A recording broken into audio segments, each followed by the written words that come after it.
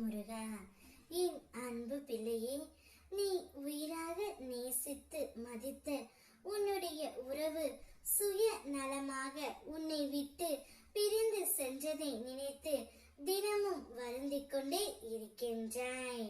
இப்பொழுது அவர் எப்படி இருக்கின்றார், என்ன செய்கின்றார் என்று ஒவ்வொரு நாளும் அவரை பற்றியே நினைத்து கொண்டு இருக்கின்றார்.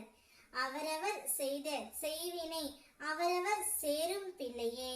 நீ எதை நினைத்தும் கவலைப்படாதே. உன்னவரும் நீ என்ன யோசிக்கின்றாயோ அதையே தான் யோசித்துக் கொண்டு இருக்கின்றார். உன்னுடைய உண்மையான அன்பை புரிந்து கொள்ளாமல் சென்று விட்டோமோ என்று இப்பொழுது அவர் உன்னை நினைத்து வருந்திக் கொண்டு இருக்கின்றார். உன்னுடைய எண்ணமே அவருக்கு தினந்தோறும் வந்து கொண்டே இருக்கின்றது. அவர் செய்த தவறை எண்ணி ஒவ்வொரு நாளும் கண்ணீர் வடித்துக் கொண்டு இருக்கின்றார் பிள்ளையே. எனக்கும் புரிகின்றது. அவரை பற்றி நினைக்க கூடாது, அவரின் நினைவுகளை மறக்க வேண்டும் என்று தான் நீயும் நினைக்கின்றாய்.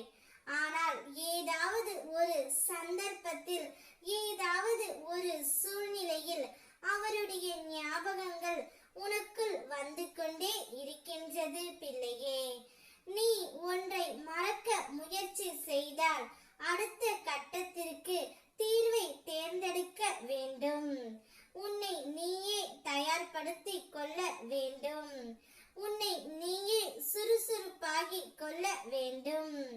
கடந்த கால நினைவுகளை மறக்கும் அளவிற்கு உன்னுடைய வாழ்க்கையில் நீ முன்னோக்கி செல்ல வேண்டும். ஏதாவது ஒரு வேலைகளை செய்து கொண்டே இரு. அப்போது கடந்த காலத்தை மறந்துவிட்டு எதிர்காலத்தை என்னிடம் ஒப்படைத்து விட்டு நிகழ்காலத்தை மட்டும் நீ பார். உன் மனதிற்கு எது சரியென்று படுகின்றதோ அதை மட்டும் செய். வாழ்வது ஒரு வாழ்க்கைதான். அதை உனக்கு பிடித்த மாதிரி, உனக்கு எது சரி என்று தோன்றுகின்றதோ அதன்படியே வாழ்.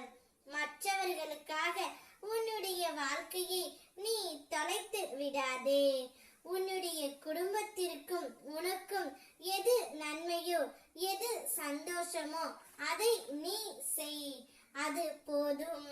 உன் நிலையறிந்து நான் சென்று பார்த்து விட்டேன். உன்னுடைய துணையும் உன்னை தான் நினைத்து கொண்டு இருக்கின்றார். கூடிய விரைவில் மனம் மாறி தேடி வருவார். அதுவரை பொறுமையாகவும் நம்பிக்கை வைத்து